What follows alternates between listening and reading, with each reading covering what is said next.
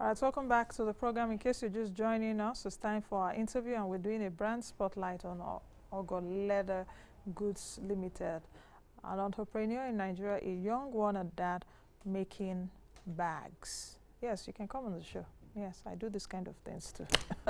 So today is like a made in Nigeria show, you know. Okay, my guest is Okeisolobrugwe Ikpipini. He is the Chief Executive Officer of, is it OGOO or OGOO Leather Goods Ltd. So I got that right. So welcome to the program. Yeah, thank you so much for having me. How are you doing? Well, good. Okay, let me start from the background. Did you just start making bags? No, not really. So ideally, I've had this obsession to bring value to life. I am obsessed with that. And there's a stereotype of nothing good can come out from Nigeria. So I've always had this obsession to break it. America has the American dream. I have the Nigerian dream. Oh, tell me what the Nigerian dream is. Yeah, like, it doesn't matter where you are in Nigeria. As long as you have value, the world will find you. Oh, the world will find you. Okay, that's your own. Yeah, that's my own dream. That's my Nigerian dream. Because I don't even know what the Nigerian dream is, if we do have one. We've made so much to think of ourselves as inferior that we believe nothing good can come out from the country.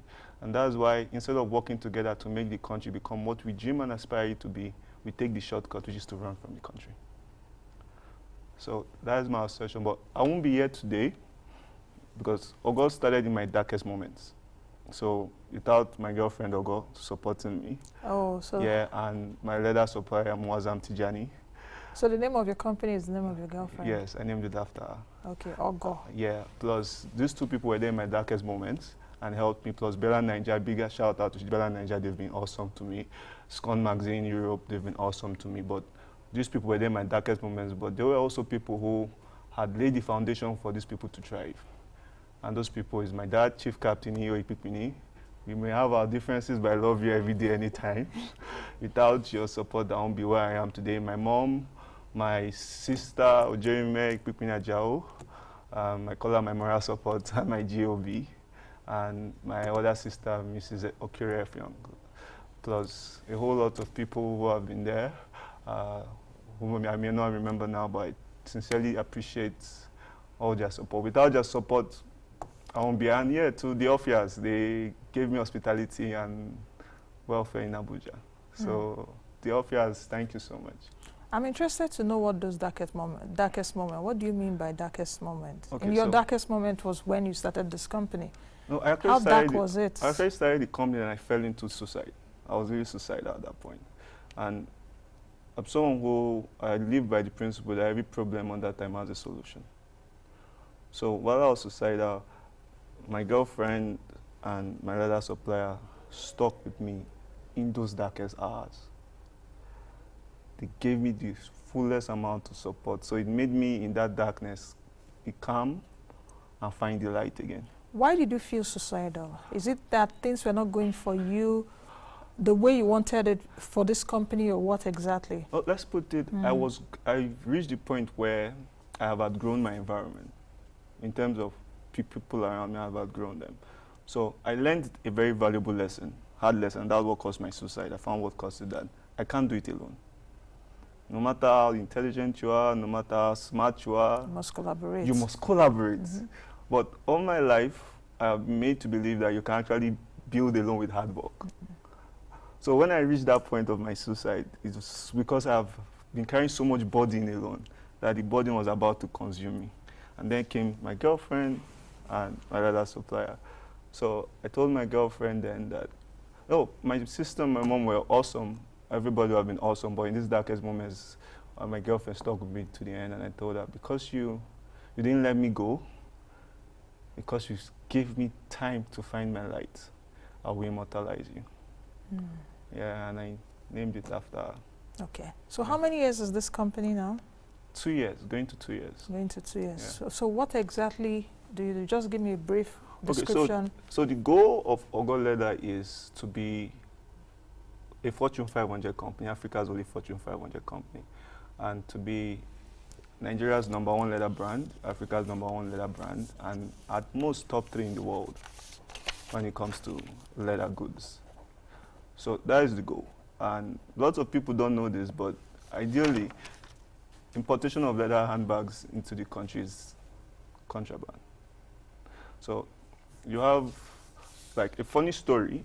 While we were looking for sales and return outlets for our brand, all major fashion boutiques in all major roads in Lagos turned us down. You know what their reason was? They said they only sell imported brands. So picture the impact that would have had on me. But with that, like I said, I don't back down from challenges. So I decided to say, okay, since UPO are refusing to help promote and support local production, then I'll get my own. So shout out to FAN, also Federal Aviation Authority Nigeria. I reached out to them saying, oh, this is who we are, this is what we do. We would like to have a chaos space in your duty-free spaces at your international airports. And on Wednesday, before I took my flight out, I got a letter from FAN. Wow, that's so fantastic. Yeah, I'm happy to hear that. Saying that's last week? Yeah. Wow. This Wednesday. week? Yeah, this Wednesday. And you were not feeling like that last week? Yeah. I'm so happy for you. Yeah, so they just reached out to us and said, oh, we've seen your letter, we've agreed to give you your chaos space. I'm processing everything and we'll get back to you soon. So. Did you know anyone to do that? No, I didn't. I know I asked that question because sometimes in Nigeria, we're always very cynical and say, oh, you must have someone or you must have this connection or something. That's why I asked that. Yeah. So you just wrote a letter? Yeah, I wrote, and that's another thing is, the funny aspect is, the government generally, not just independent of political party, if you actually propose value to the government, not all agencies though, because I've had my own fair share of some agencies, but FAN was really surprised me because I didn't know anybody in FAN. I just wrote a letter to FAN, introduced myself, gave my background, my business background, the goals, objectives, and they reached out. So the major problem we have in Nigeria is people paint their own failures as a general societal reality. So because you can't do something doesn't mean I can't do it. So instead of owning up responsibilities and say, oh, I made these mistakes, this is how you should, this is what you should avoid so that you can do better than I did. We say, oh, this is how this society should be. Okay, for example now, this is another true story. I reached out to all local carriers in Nigeria, airlines in Nigeria, saying, okay, can we put our product catalogs in your aircraft? If there's going to be a cost to it, no, well, let's negotiate. And none got back to me. Now I reached out internationally. Belevia Airline, national carrier for Belarus, has agreed to feature our brand on their in-flight magazines. But the Nigerian brand said no. Nigerian Airlines. So you go with the international brand? Of course. And later, whether the local airlines will come. Belevia Airline, national carrier, is bigger than all Nigerian local airlines combined. Yes. They fly over 20 destinations. So you have this foreign airline going all out to support a Nigerian brand that they've not seen, they've not heard. Same thing with Con Magazine. Now, shout out to Bella Nigeria, shout out to AIT, Hi Chief, Raymond Dokwesi. I love you guys. Shout out to you, Nas. I love you guys for the opportunity. So you people are the ones that give me hope that there's still good people in Nigeria. So you have all these foreigners pumping in the maximum support to me. And you have my own being nonchalant and negligent. So the question now is, who do we blame? Do we blame a system of government or do we blame ourselves for creating that system of government? Okay. So speak to me about what it takes. What did you even study in the first place? Okay. Let's start from there because I'll try as much as possible to milk all the information out of you today so that for those watching that are perhaps feeling also suicidal or that have felt suicidal one way or the other because of the challenges around them, there's hope. Or for those of you in businesses and saying, oh, I'm going to back out, there is hope. Yeah. What did you study in the first place? Did you study how to make bags? Did you go to vocational school? No, I actually studied electrical and electronics in Federal University of Technology. Okay. So the science background is there. Yeah. I actually had so many ventures before this. So, because like I said, what drove me to suicide was a valuable lesson, which is, and this is to all entrepreneurs out there, all dreamers out there, the dream has never been the problem. It's the people around you that are the problem. So, so you need to understand this thing. Your circle will make or break you. So what drove me to suicide was I realized that I can't build alone. So the reason why, like I told my girlfriend when we were talking, because I introspect a lot, I said I look back at everything I ventured into that failed, and it's not that they failed, it's like I was around the wrong people that didn't refuse to support it.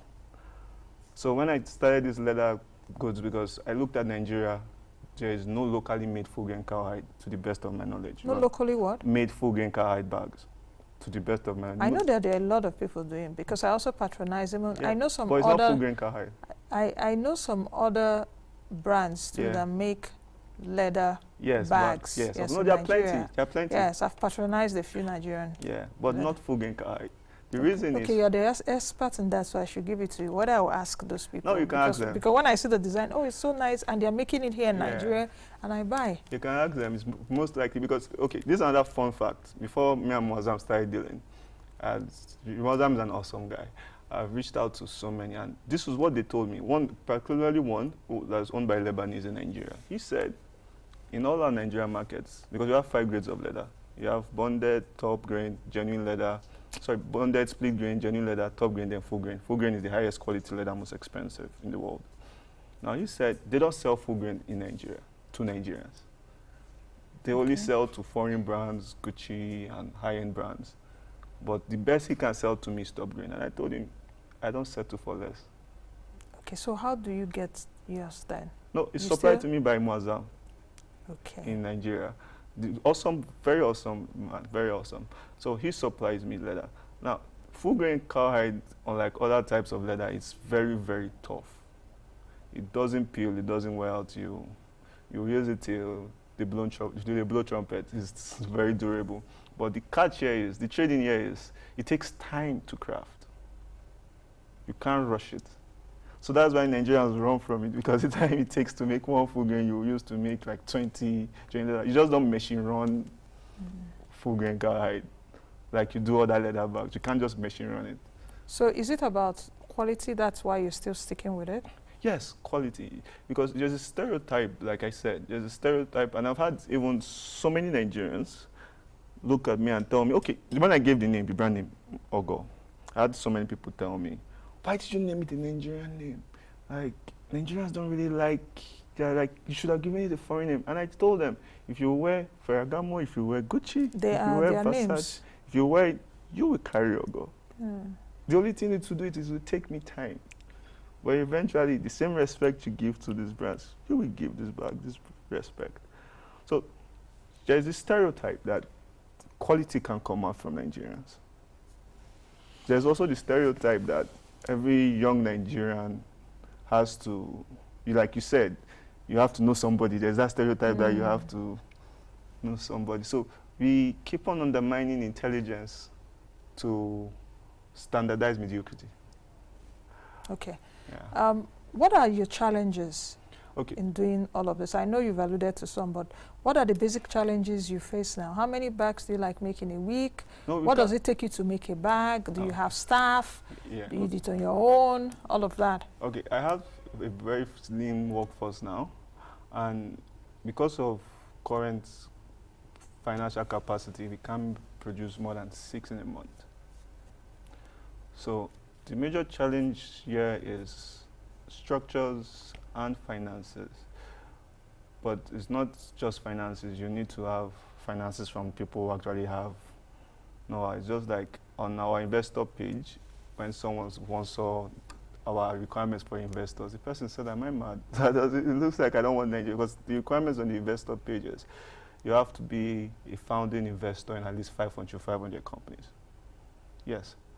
And the reason for this is, as of last year, the lowest company, like I told you, the goal is to be Fortune 500, and God Almighty being my foundation, and we'll achieve that. Nigeria's first and Africa's first Fortune 500 company will be OGOO. So the reason for this is, last year, the Fortune number 500 and Fortune 500 turnover was approximately $30 billion. Now, if you're an investor who don't have the experience in building Fortune 500 companies, when we hit our first $1 million net profit, you will get carried away with the money. Then you will start to choke me. So when I decided to say, okay, we need to put this money and even get more in order to explore new areas so that we can achieve our goal of Fortune 500, you will say, no, but we're making just enough.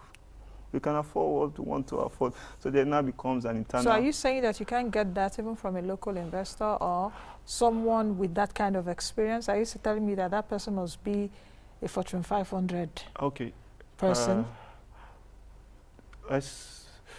Lots of Nigerian so-called investors I've met, from my own view, are looking for overnight money doublers. That's from my own view. They don't understand the concept of investment. And a case study in reference is Paystack. Paystack, 2 young guys. Of course, nobody would tell me they didn't explore Nigeria for investors before they went to Y Combinator. Nobody would tell me they didn't explore Nigeria for investors before they got Stripe to invest in them. So what happened is that Paystack, like every business, you don't go into a business just like building a house. You don't build a house today and expect that the rent from the house will give you the money for the house that same year. No. So when you go into invest in a business or an idea, it's a long-term security measure where you know that okay, your money is going to be here and it's going to be secured there.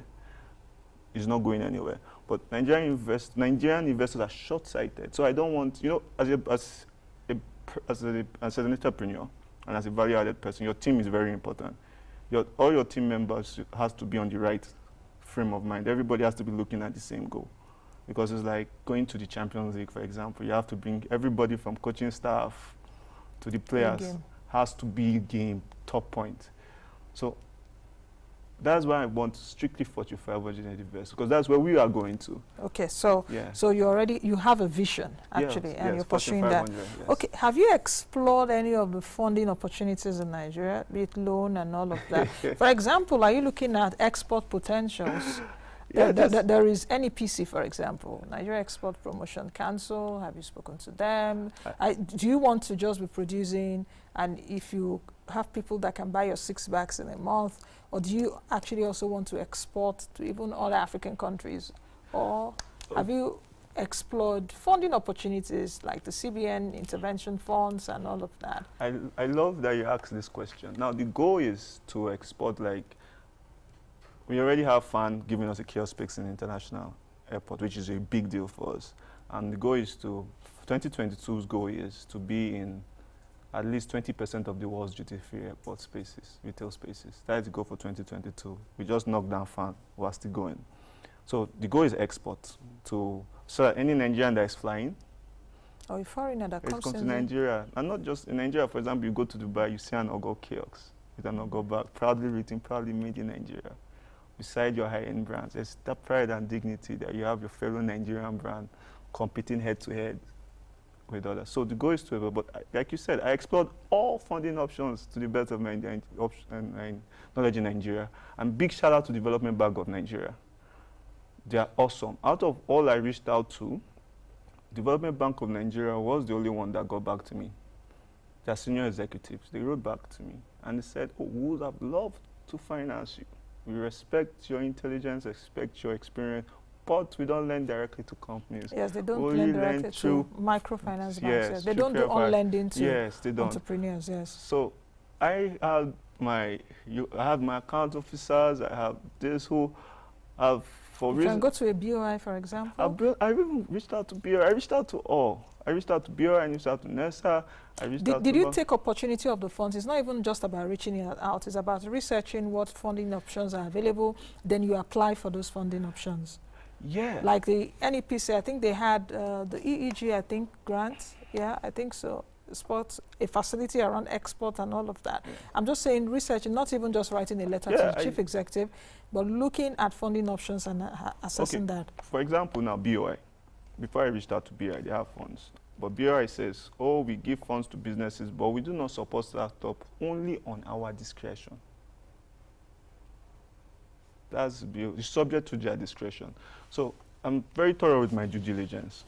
So I reached out to BOI. I also reached out to CBN. Should in case maybe there are funds that I do not see or I'm not aware, or you're working on, or you're probably doing your due diligence to see how you can help empower local production in the country. But do you know about the AXMIS fund, for example, from CBN, about 3 to 10 million? Do you know, okay, there was the COVID loans for households and businesses in the tune of, I think, close to 3 million that happened during the pandemic till now. I think even the AXMIS, they were still disbursing. There are other funds, so even for young people. Yeah, but I reached, like I said, I reached out to them for all these funds, and some of them. Did you fill the forms online? That's what I'm asking. No, did you go online? For NESA, for example, as of then when I checked, they had their online portal wasn't going through for NESA. Okay. As of then, my reaching out for funding was since 2019 or 2020. So I reached out to all of them, and some of them, their requirements are very, very funny. Very, very funny. So, and even their payback durations are very 5%. No, 5% because of COVID. So I reached interest rate and all that. I reached out to them, and I didn't get, like, the only people that wrote back to me was Development Bank of Nigeria. And the reason why I even reached out to Development Bank of Nigeria, in my letter to them, I let them know that I already reached out to my own bank and they are acting funny. So I don't understand why my own bank will not take the initiative to help support and push me. While the main bank that lends you the money for, and I haven't heard about Development Bank of Nigeria, Azam. Okay. Now, I know you brought some of those bags. Let me see. Yeah. We have some of our bags there. Yes. Yeah. Okay. So this pure full grain cowhide, yeah. Lined interior with sheep grade 1 lining. Like okay, so how much does this go for? This currently goes for 60, and it comes with 5 years warranty. 5 years warranty, yeah. No peeling, nothing. No, it can't peel. It's full grain cowhide. No, I'm asking. Yeah, no, it can't. Because there are some bags that you buy, or you understand. Yeah, I understand. I've had friends had that same experience. With okay. It. Are there other ones there so that we can? Just remains one. We've had people with so much experience on. Okay, so how much are they all 60s? No. The price ranges how much are different. Is this is 80. That is 100. 100,000. Yeah. 80,000, 60,000. Yeah. Is it only these styles you make? No, for now we are, because of lean staff.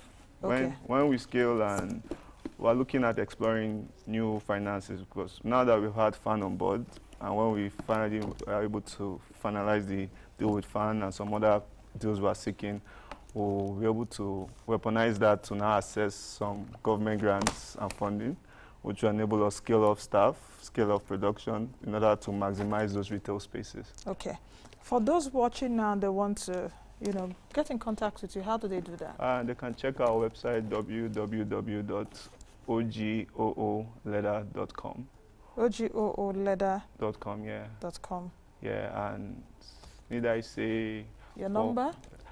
It's on the website, but for those who are watching now who want to patronize us, there's a coupon code today, that will give 30% off. So 30%. Yeah, the coupon. Of that, if I'm taking this, that will be 18,000 difference. Off, yeah, 18,000 different, yeah. Okay. So 30% off. The coupon code is MWLN. That's Moneylinewithnancy. Yeah. Okay, I didn't know that. You say MLW. I said that sounds like the show.